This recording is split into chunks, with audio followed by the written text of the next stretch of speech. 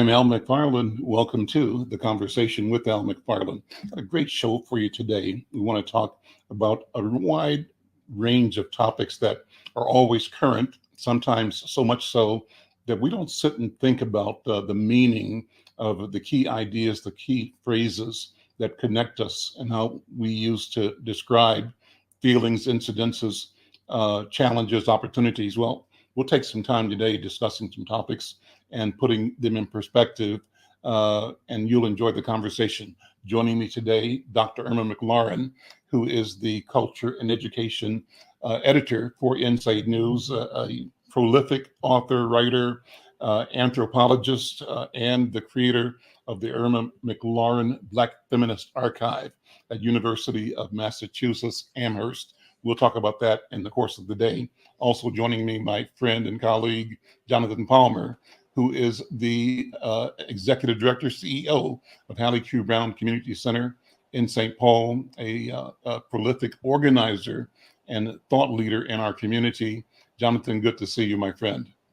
Great to see you as well. And good to see you, Dr. Irma. Hey, good to see you too.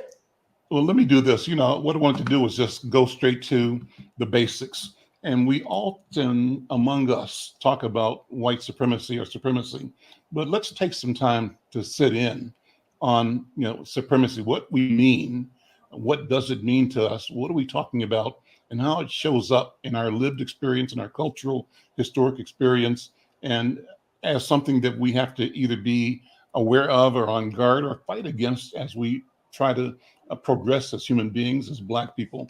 And so, Irma, let me start with you. When we say supremacy, what are we talking about?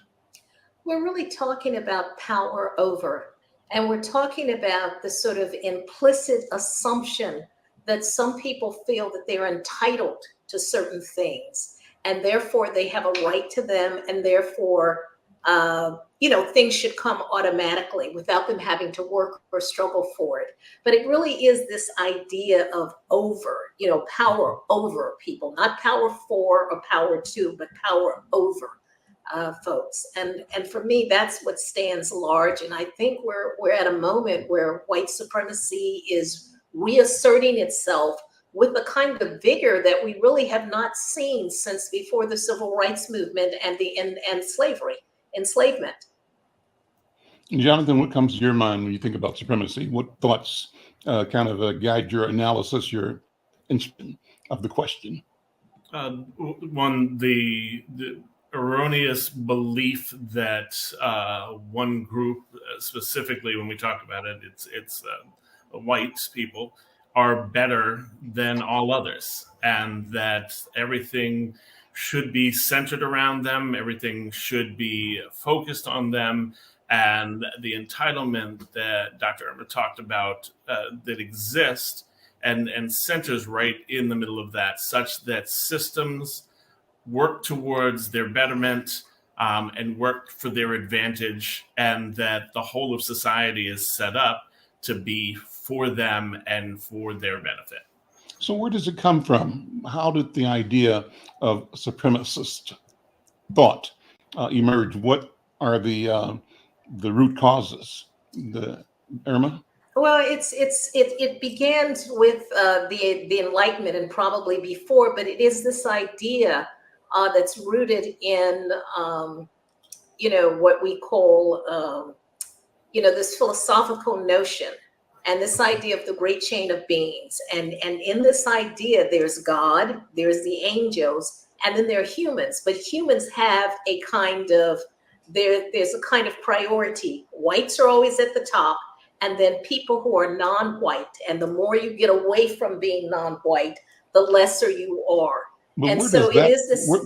How did that idea both announce itself and become the operating agenda for Western European society? I mean, are there particular things you can point to say Well, this is where? Yeah, I think part of it is class-based. It comes out of the beginning of the Industrial Revolution and probably before, where people are really trying to figure out, before there was science, there was natural history.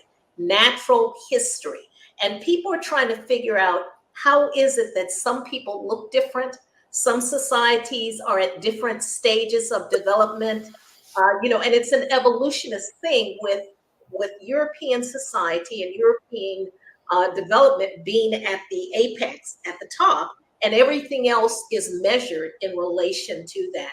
And so there's this sense, even Marxism, is that you evolve from point A to point C, but they determine what point C is, and then everything else is measured in relationship to that. It's also trying to understand how is it some people acquire wealth, accumulate wealth, and pass it on, and other people don't. So you've got this tremendous, in Europe, you have this tremendous working class, underclass, poor people. And at this point, we're not even talking about slavery. We're talking about poor whites and people trying to figure out, how does that happen? How does that come about? And is there a natural order? That is the idea, social Darwinism, which Darwin, by the way, did not create. He was talking about, sort of natural phenomena. And then people take it and impose it, that there are some people who are naturally fit for leadership and others who are not. And so all of these things are sort of coming together into sort of philosophical kinds of beliefs that are also connected to biology, connecting it to, well, they must be less than because they look different. They must be less than because they're women and not men. They must be less than because. And so really trying to examine, these differences and put some kind of rationale to them. Al, I want to go back to our good old friend, the transatlantic slave trade, and the emergence of white people from that. The idea of white as a race emerges out of that in the mid 1700s, because there's looking for a way to classify a difference. Prior to the transatlantic slave trade, one, there wasn't a global economy. There wasn't the idea of people moving about and being traded. Slavery did exist. That's one of the things that always comes up. Well, slavery existed in Egypt and African tribes. Yes, but slavery was not based upon race prior to the transatlantic slave trade. And slavery was a different kind of animal. In Africa, you would often end up a slave if you lost a war. Your tribe lost a war with another tribe, but you could still have your family. You could buy your way out of slavery. You could still own property. That all changes with the transatlantic slave trade. And as they're looking at that, the idea of white emerges as a way to distinguish from Europeans that are doing this thing and who they are capturing, and a way to go ahead and classify in such a way so that it justifies slavery and the supremacy. You come up with that, as Dr. Irma said, they're looking at this classification, who should lead, who should rule, and in order to go ahead and reconcile Christian beliefs with the actions that they're doing, in order to reconcile the notion of freedom with what they're doing to Africans and to other people of color across the world, they have to create this notion of white, and white is better than, and it's anointed by God, and this is the order that it should be in, so that it is okay for us to do this. These are not real people. You get the 3/5 clause that comes out of the Constitution. You get all of these pieces coming together that say, this is what's going to be above. And then that goes into systems that are set up to maintain that structure.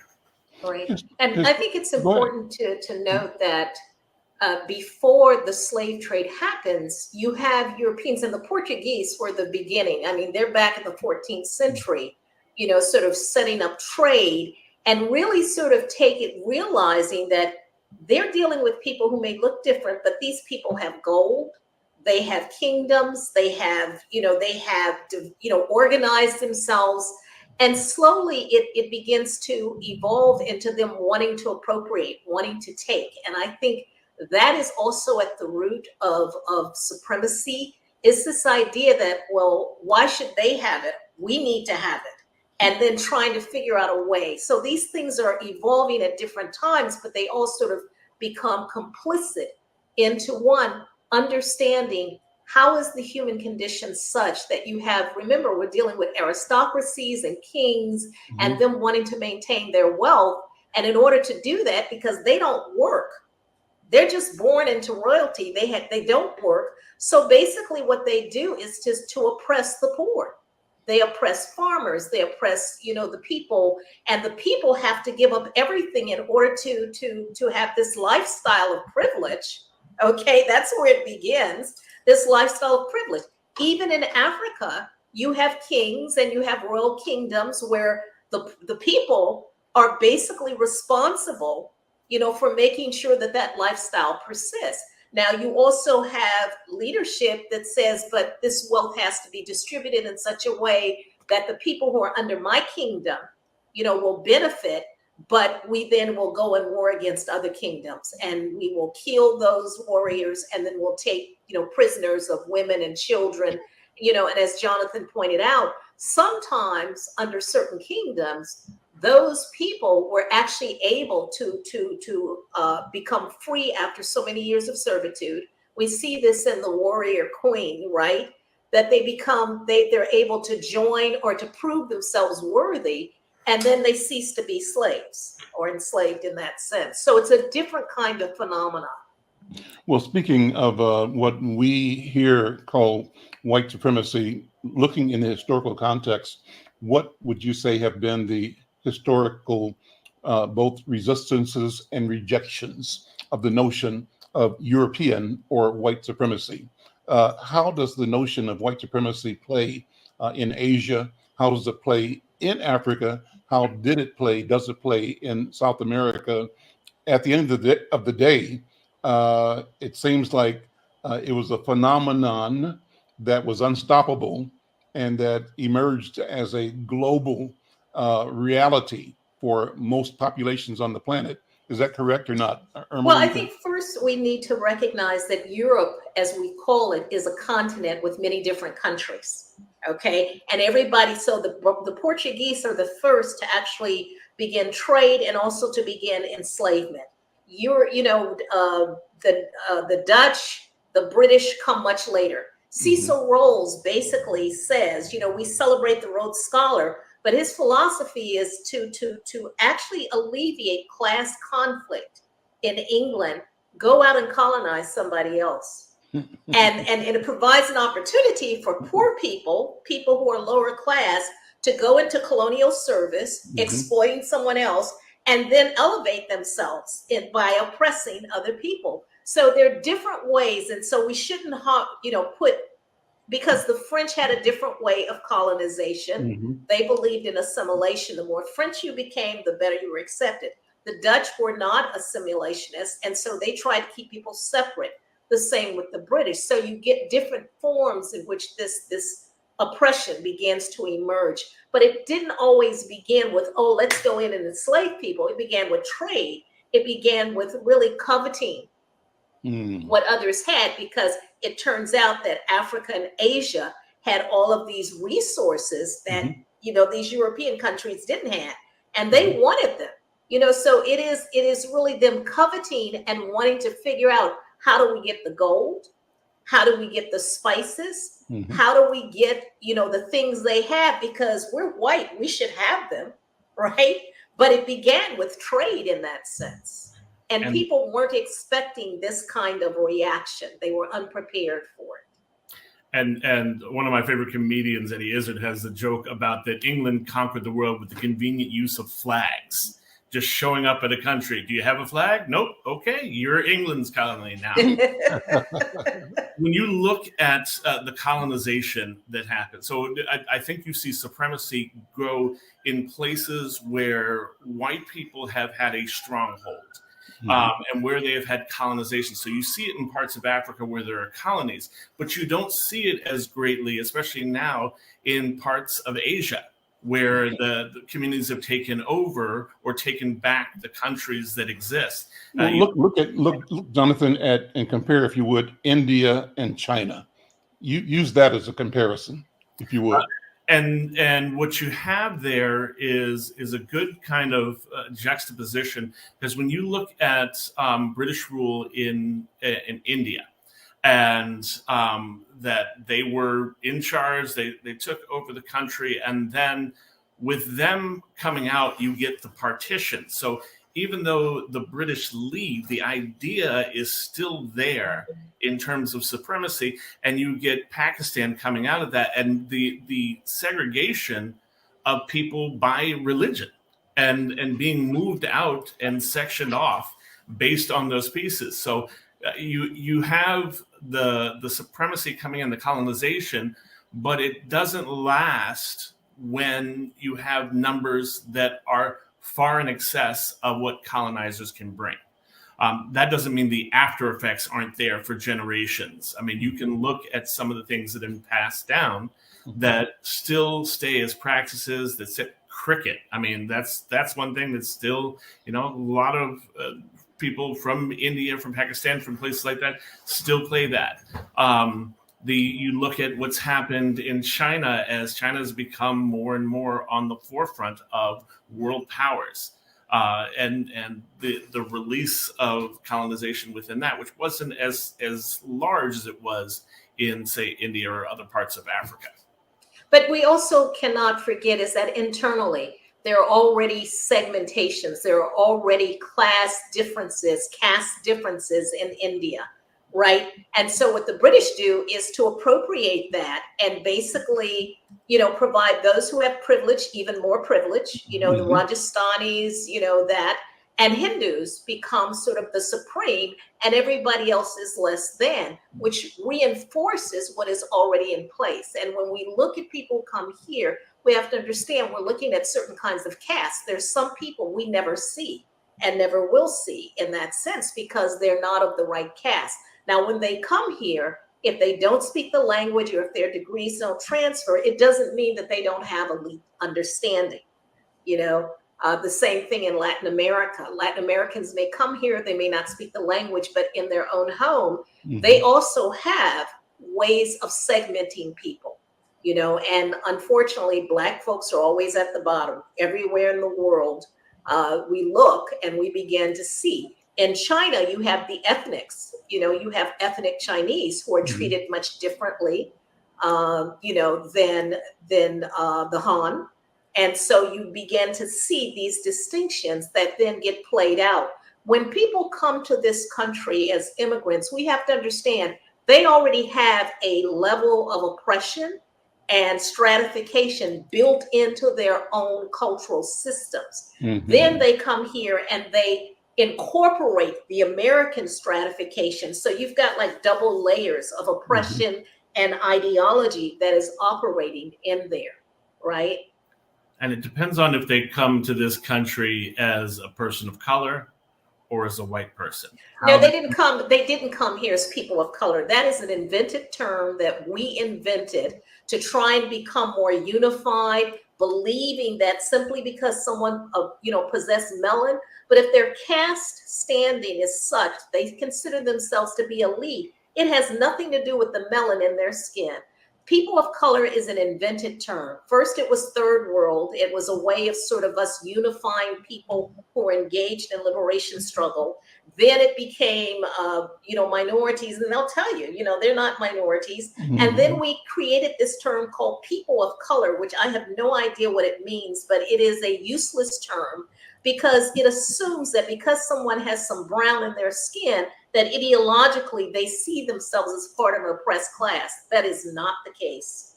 That is not the case. So that wasn't quite what I was talking about. And for me, people of color is that idea of melanin or belonging to these different groups. But what I was referring to was not their mindset, but what they encounter over here. So it doesn't matter how elite you think you are from another country. When you come over here and your skin is brown, you're going to run into some of the same systematic oppressions that people who were born here and grew up with those are. I'm talking about more this idea when we're talking about white supremacy. And that may be true, but at the same time, people can find ways to distinguish and differentiate themselves from native-born oppressed people. And that is what they do. They become honorary whites. Of You know, course. they see themselves as different from, so they may encounter some oppression, but class standing has a lot to do with it. You know, And it depends on education how much has a they can lot get to out do of with that. it. And if they then appropriate the oppression of the United States and then oppress Mhm. people who don't look like them, who have more melanin in their skin, then they're part of the problem. You know, Of they course. become complicit, regardless of whether So they encounter it or not. let me They're step under back that. again. So when did Africans colonize Europe? And part of the story that I hear from time to time is that this is the pendulum swing from the African presence in Europe that brought Europe out of the Dark Ages and into the Enlightenment. You described it. It was African knowledge, African education, African both astrology and architecture that elevated education, that elevated in Spain in particular, and from there spread out to more of Europe. But And was also there India, there's an African presence that is documented that dates back to the 15th century, you know, in India. so has the repression of Africanity been a consequence, a payback?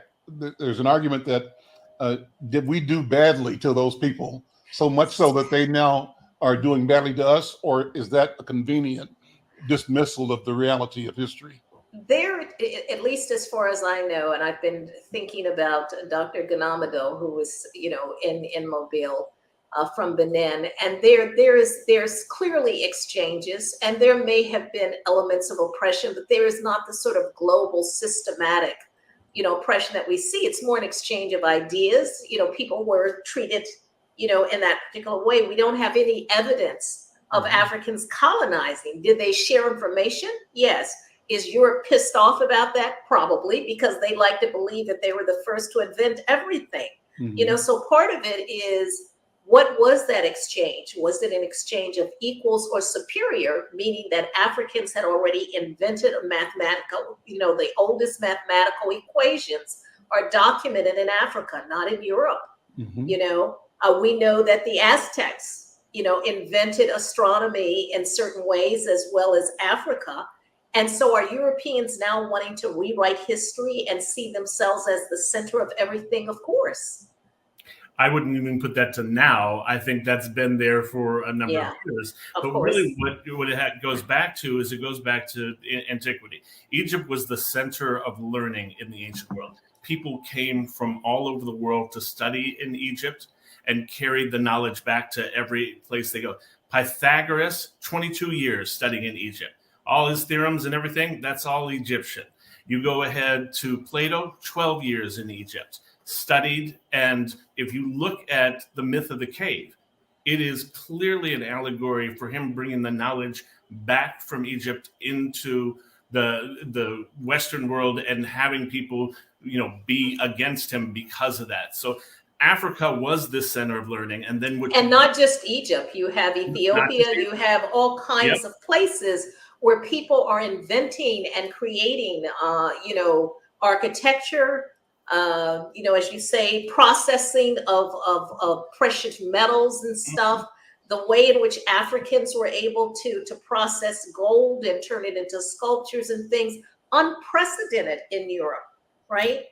Mm-hmm. But you also get the idea. So Ivan van Sertima wrote a great book called They Came Before Of Columbus, course, which yes. tracks the travels and trades of Africans before Columbus reaching out to the Americas and trading with the different colonies and the evidence that exists there. So I think what you get with a lot of indigenous tribes and people, Africans, Native Americans, other South Americans, is you get this idea of sharing the land, of sharing culture, sharing resources, rather than a take.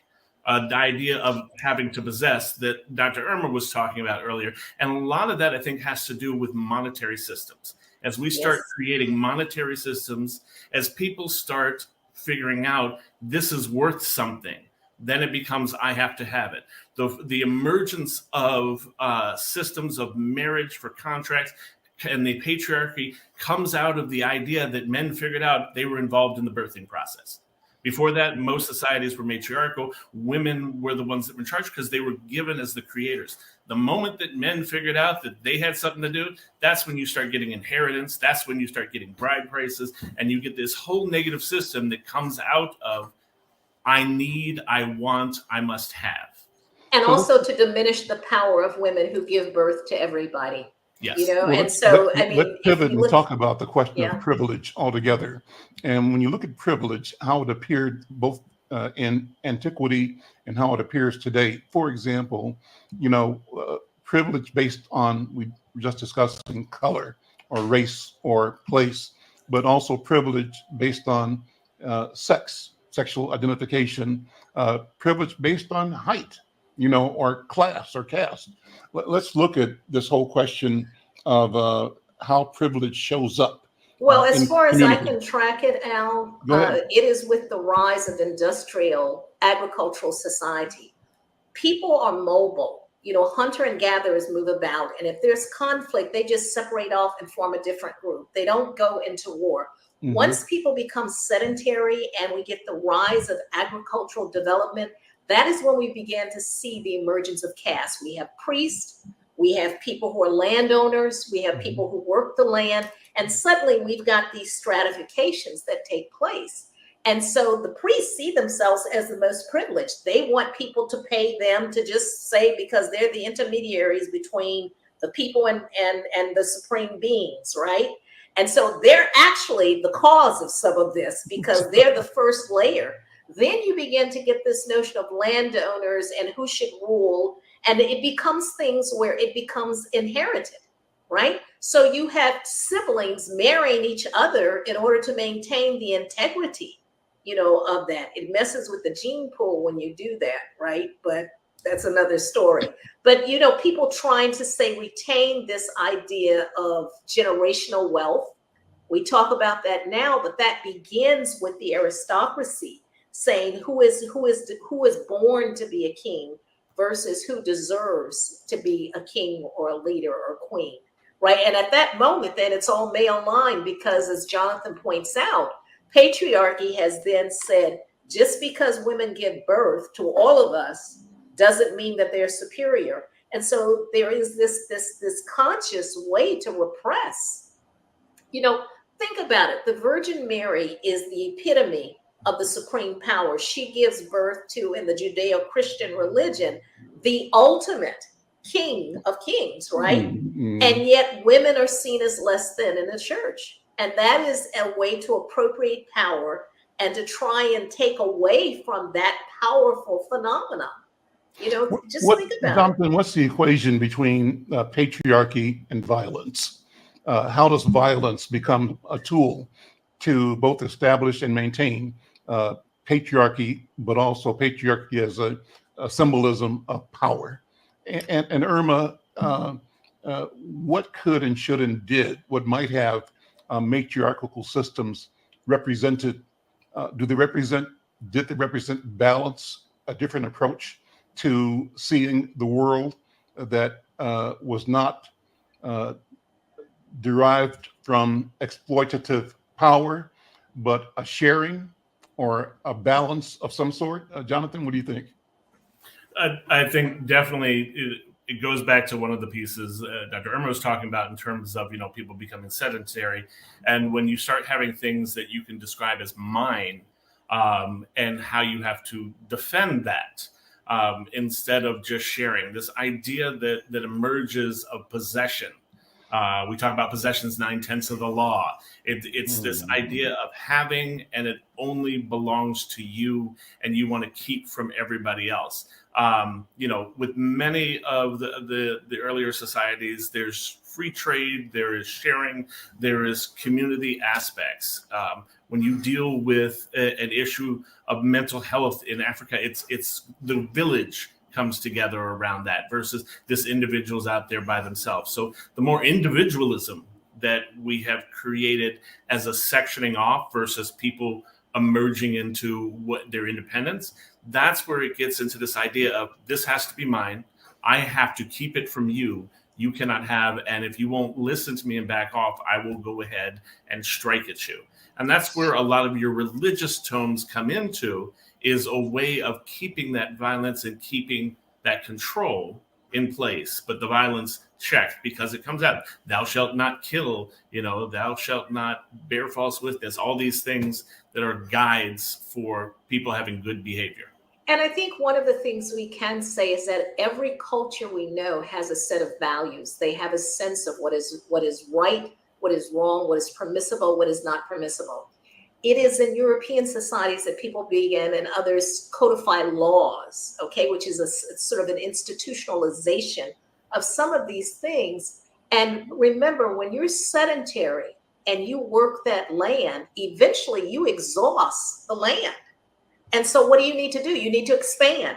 You need to go get some new land, because you've exhausted the land that you've been using for after a while, certain crops will just rob the land of its value. And so people want to expand. They want to own lots of different things. As Jonathan pointed out, this notion of possession. When we began to look at encounters before colonialism, the sense of reciprocity, you have European beliefs around possession and ownership who are encountering people who believe in reciprocity. That if you have, think about the Trobriand Islanders that Malinowski wrote about. They had this sense of balance, of general reciprocity.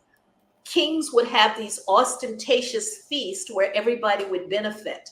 And then what they would do is that they didn't expect to get it back, because it would circulate through the society. So it was a redistribution of wealth in a particular kind of way. Europeans come and they can't understand why you would do that. You're supposed to just keep it to yourself. So we have these different value systems that they're not able to articulate, that are encountering each other. And the European value system, they say, well, look, can we have some of this land? And people think, well, sure. We're not using that land over there. They didn't realize that what the Europeans wanted was to own it and have it forever, And so sometimes these encounters are really lost in miscommunications and translations, and it begins to have, a serious repercussions on the cultures that come in contact with this. Let's take a quick break and we'll come back. This is The Conversation with Al McFarlane, my guests, Dr. Irma McClaurin and Jonathan Palmer. What a great conversation. We'll get deeper in a minute. Stay tuned. Are you or someone you know recovering financially from the COVID-19 pandemic, the lockdown, or any other reason? If so, help is available. Findhelp.org is a site to find a wide range of resources, including food, medical care, and more. The best part is based on your zip code. Visit findhelp.org, enter your zip code and the service you need. You'll get a map directing you to the organizations that can help you. Help is waiting at findhelp.org. If you need help starting anew, findhelp.org is the site for you. I'm Al McFarlane. This is The Conversation with Al McFarlane. What a wonderful conversation with my colleagues and my companions, Dr. Irma McClaurin, who's the education and culture editor for Insight News, an educator, an anthropologist, the founder of the Irma McClaurin Black Feminist Archive at University of Massachusetts Amherst, and one of the principals, the creating founder of the University Research, Outreach, and Engagement Center here at University of Minnesota. Also, Jonathan Palmer, who is the executive director and CEO at one of the legacy institutions in Twin Cities, Hallie Q. Brown Community Center in St. Paul. What a great conversation.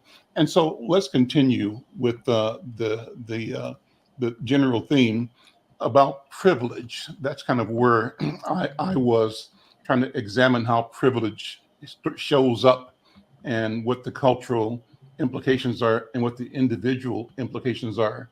So what does privilege look like for individuals in a community, in culture? And how do we tie this idea of understanding privilege to its broader, its macro impact? And to understand it that way, does that lead us to other ways of thinking? I don't know. I'm asking you. What do you think, Dr. Irma? I would say that one, we have to understand that privilege operates on multiple levels. I used to say to a friend of mine, a white woman from Minneapolis, you have privilege. You're blonde. People are going to assume that you have certain kinds of skills or qualities just by looking at you. And she kept saying, "But I'm poor. I'm not privileged." So some people associate privilege with wealth, with economic wealth, and that's a mistake. It is this sense of, as the little statement says, if you don't have to think about it. When I go to the store and I'm going to write a check, back in the day before you tapped your card, it used to be you had to think about how you were dressed, because if Black people came in and were to write a check, if they were in shorts and cutoffs, people wanted to see 5 kinds of ID. And I used to give this as a class assignment to my students. I would say, I want you to go to a space and I want you to just observe like the differences in how customers are treated. And one young woman went to a jewelry store in the mall, and she had her boyfriend, who was Black, come in. He's dressed in a suit and he says he wants to get an engagement ring for his girlfriend. And she's standing back observing. And so they show him the rings, but they never take it out of the case. She then sends in her surfer friend who is in cutoffs and flip-flops, and he says he wants to get an engagement ring. They take out the jewelry box and they show it to them. So who is more likely to buy this has nothing to do with it. The privilege this young surfer guy has is that he's white.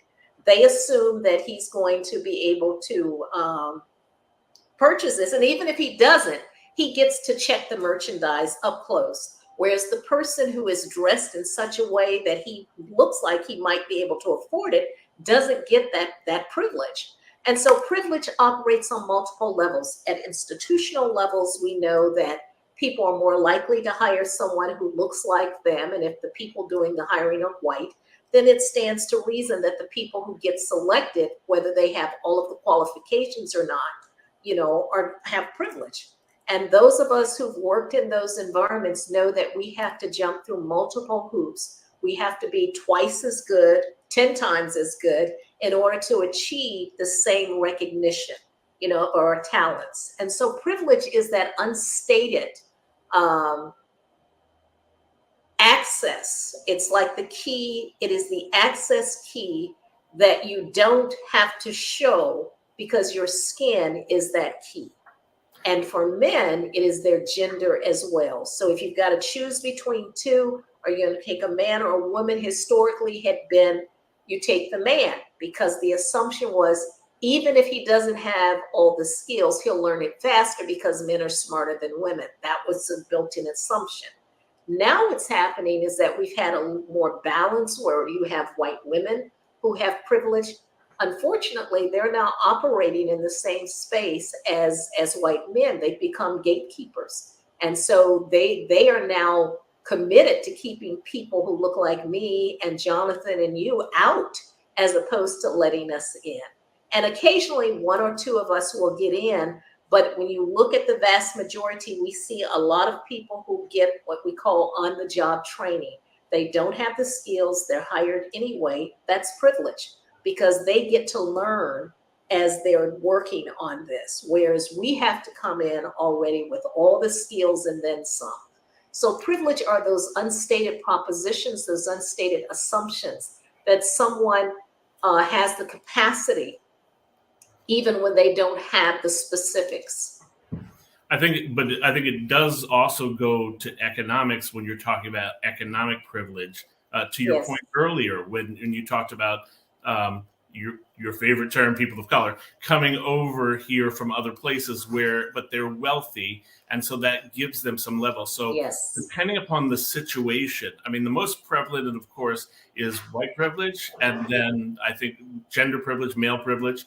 But we're also starting to see that in terms of orientation within the LGBTQIA plus community and how people get into whose bathrooms should somebody use. We're seeing it more and more with the idea of disability, and disability is coming to the forefront, and the privilege in being able to do things. The world, I think, since the murder of George Floyd has reawoken to this idea, and the first focus is race, but it's also starting to look at other areas and see there is privilege around other things that happen that give you an advantage. Like you said, Dr. Irma, that unspoken thing that you're able to go ahead. Christian privilege. I mean, the whole idea of a war on Christmas, when it is the most prevalent holiday that goes throughout all of our country in the stores and the colors of cups, it gets into some of the most weird things that happen. People who have dominated a particular area by being part of a group, that's where their privilege comes in. That's where, if you use it responsibly, you can help elevate other groups. But if you don't, it becomes part of that oppressor class that goes ahead and takes advantage, that keeps women from getting to the jobs and getting fair pay. Yes. It keeps Black people from being able to live in a neighborhood or get a certain job, that keeps people who are disabled from being able to go freely in spaces and be able to partake of the same things that all of us do. So, and when you have an intersection of those things, you Yes. know, which is what Kimberly Crenshaw talked about, is that if you only are trying to account for policy changes or changes that have to do with race, and you don't take into account that the person is also a woman or has a different sexual orientation and also may be disabled, right? Or, you know, then you're not really addressing all of it because you're only looking at one component. So some of us come with all of those aspects and they intersect. But also, let me just say, in the LGBTQIA community, there is also privilege. White gay men have more privilege because they're white, they're men. And even if they present as gay, they still come with a certain amount of privilege because of of their race. Okay. And also whether they chose to be out or in, right? Because some have amassed tremendous wealth as a result of functioning, you know, passing, as one of my colleagues says, he's writing a book called Passing for Almost Straight. They've passed for almost straight. They've amassed tremendous wealth. And within that LGBTQI community, there's also divisions there, that simply having sexual orientation similar does not necessarily discount issues of race or gender, you know, in that respect too. So we shouldn't forget that even within oppression, there's oppression. And that reflects that multifaceted nature of privilege, and the idea that we're opening up to these ideas, but it is so much all at the same time that is happening that sometimes it's hard to sort out which piece we're working on and which piece is still affecting the group at that point. It's just important that we're being mindful of the idea, being mindful of privilege, and working around addressing the issues as best that we can. I would say that when you find that you embody more of those intersections, that's where the fatigue comes in, because it's very difficult to function, you know, on an everyday basis. When a friend of mine, Dr. Kachel Scott, she has people do a push-up and says, okay, so if you're racialized, you know, do a push-up. If you have gender that has been oppressed, do a push-up. And then you see the people who don't have to do that, and they're standing back and saying, wow, you all are doing a lot of push-ups, right? And it begins to make people realize how physically exhausting it is when you embody so many of these intersections, you know? And so being mindful of them isn't enough. We actually have to be more explicit in terms of policy formation that looks at intersections that some people don't want to address. And we've got to address that on the greatest level we can, but we also don't want to get so lost in the forest that we forget about the trees. people that, how people deal with things is always relative. How much we put in place and how much emphasis we put on it can affect the outcome, to a sense that we can end up doing the very thing that we're trying to fight against by overcorrecting. And so finding that sweet spot that is working on the issues, that is helping, that is focusing on the cross that gets in there that Dr. Irma was talking about. We want to make sure that we're affecting it at as many levels as we can. And I think we also have to understand that when people have had privilege for so long and they begin to see that privilege being parceled out across many different people so they don't have as much of it as they want, we're getting a reaction. And I think we're in that moment now. I think this sense of trying to rewrite history to say slavery was a good thing and that you folks benefited from it, not to mention us folks, white folks benefited from it. Right. That's we're in that moment where people are trying to reclaim what I call reclaim whiteness or reclaim white supremacy and white privilege. They're saying, well, wait a minute, I think I've given up too much, in trying to, as you say, to compensate and to the idea of equity and equal. So when you have privilege, you want everything equal. That means everybody gets the same. So if I'm 5'2" and the table is 6 feet, it doesn't work for me, but it may work for other people. Equitable means you adjust the table or you give me a stool to stand on, and that means I'm going to have something different from you. People with privilege don't want that, and that's what we're beginning to see is people trying to rewrite history, banning books, trying to formulate things in such a way where their privilege is assured and is stabilized and is passed on to their children, as opposed to sharing it across the board. So, Irma, before you go, Jonathan, I keep coming into thinking of you as the creator of the Black Feminist Archive, number one, and the reason for the creation of a feminist archive, Black Feminist Archive. And it goes back to my original question, and that is about, is there a solution in historical matriarchal systems that is different from what we've decided and described as the patriarchy? And I think we said that I have anyway, associated the violence with patriarchy, but it may be associated with matriarchal systems as well. But the question is, how do can we find a way to achieve balance, to achieve something different, a different lens or structure or process that comes out of the acknowledgement of women as the source of creation? Does it, Well, I think the question you're asking is, are women inherently more peaceful than men? Are they, because they give birth, more inclined? Well, not everybody has a nurturing spirit, right? But everything that we learn, people are not naturally born violent necessarily. There may be some people who have some kind of genetic dysfunction where their ability to empathize or have compassion has somehow been, turned off. But we all have the capacity for that. We are socialized. And I think women as well as men have to look at how we socialize. How do we socialize girls versus boys? How do we socialize people who began to manifest a difference in their orientation that is different from the biology, the body in which they were born, right? How do we accept that? So now there are debates about, is it too soon? Is that, should someone who's like 9 or 10 be able to say, well, I'm trans, or, I feel like I have the body of a boy, but I actually feel like I'm a girl, or I feel feminine, or whatever these terms may be. And I think we're trying to come to terms with that. We have ideas about at what point does one's biological or social identity manifest itself. We have put it at adolescence, right?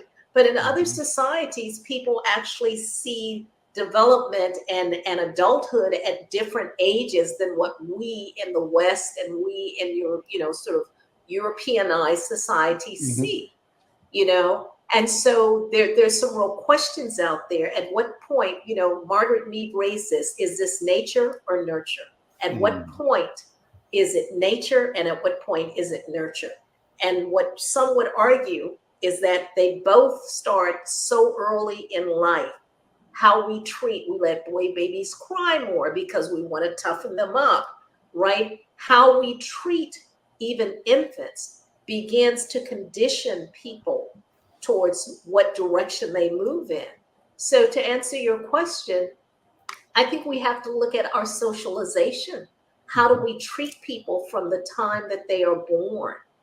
Certainly giving birth for some people creates a level of compassion, but there are women who hate being mothers. There are women who do not want to nurture their children. Mhm. And so I think, rather than say that women are innately more, let's say that because of the social roles we've played, we have had more experience at negotiating and navigating conflict because we are generally in the domestic space with children, Mhm. and or also responsible for seniors because Mhm. women tend to get Mhm. put with that relationship as Yep. well. And so we've had more at compromise and trying to find non-conflictual ways of navigating these spaces. We need to find more ways, and I think we began to see that with parent leave is more men involved in child care or child rearing. More there are men starting to stay at home and letting their wives be the person who becomes the breadwinner. And I think the more that we make these kinds of adjustments where we see differences and possibilities, then I think we can move in a direction away from conflict.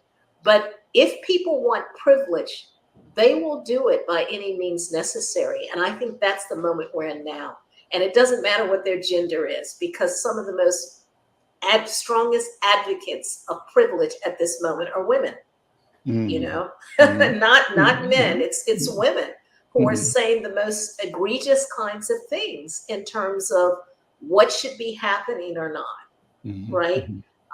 Let's look at the right to life movement, which historically has been women, but I've seen tons of men protesting some of the places that offer information about abortion. Mhm. These people are determined to make sure that women keep their children, and yet they have nothing to do with the foster care system. Mhm. They're not advocating for more money to go into that. If people Mhm. decide that, yes, I will have the child, but I don't want to rear that child, they're not doing anything. So they care about this whole notion of procreation and at what point does life begin. But once that child is born, these people do nothing financially or politically or socially to make sure that we have a foster care system that takes care of these children. It's an inconsistent ethic of life. They're Absolutely. very much there talking about birth, and they're going to make a decision for a woman about what happens with her body and Yes. what happens with her life.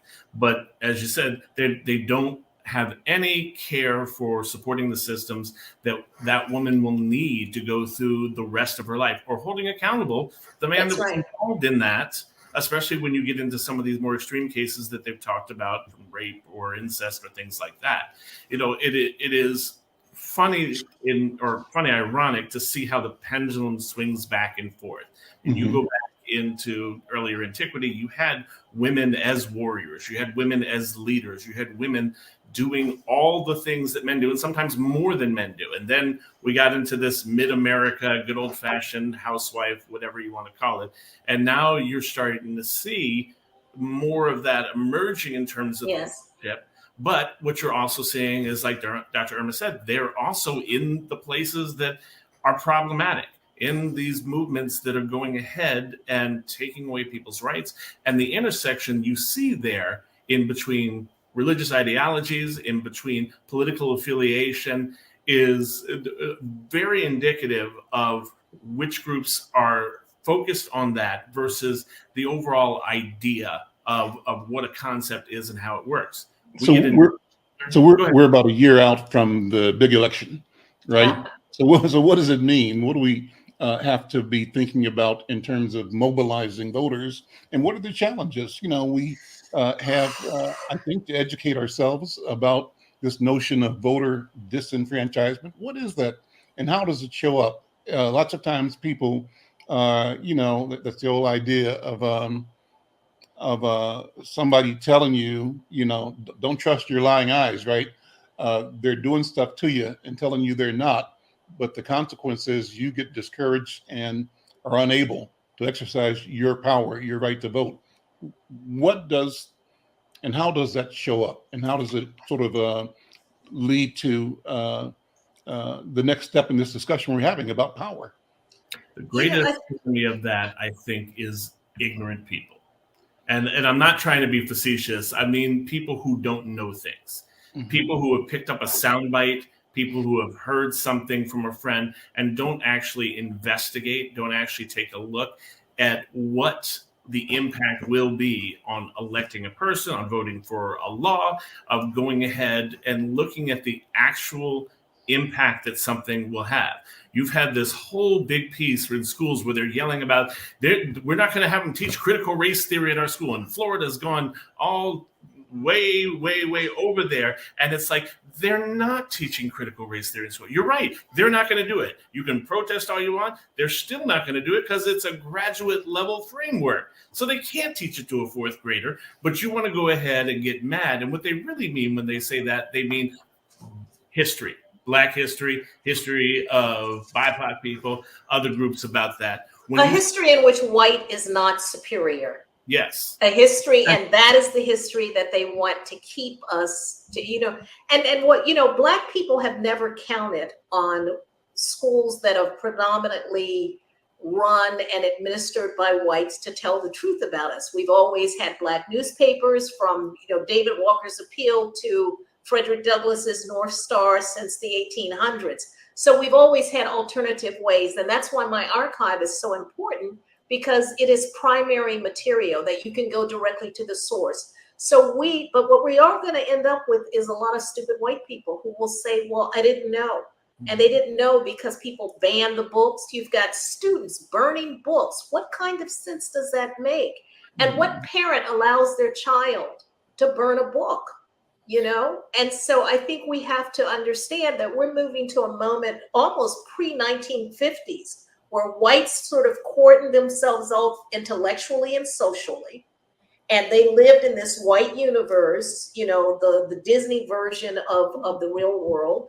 And in that version of the world, they don't want to know. And not knowing, as if somehow not knowing is not a choice. That Being is ignorant is a choice. That is so typified in one of my favorite movies, Pleasantville, and it's a story about a guy who really likes the old timey, like kind of Mayberry type of show, and gets sucked into the show with his sister, and everything's in black and white. But then his sister starts introducing ideas, and as she does, things start to have color in the world. And it sets up this whole dynamic of enlightenment color coming with enlightenment, and black and white 1950s being in that segmented off place. And Dr. Irma raised a really good point. She's got an archive. We have an archive here at Hallie Key Brown. Yes. And that's part of the most important thing, is preserving the history so that it is told the real way and people can see we've been through this before. We're ready. And we have to understand that historians and documentarians, like I call the Ken Burns version of the world, they go to archives to get their materials. If we're not in it, then we don't exist. Guys, we're out of time. What a wonderful conversation, but it always goes so quickly. I'm Al McFarlane. This is The Conversation with Al McFarlane. My guest, Dr. Irma McClaurin, Jonathan Palmer. We'll see you next time.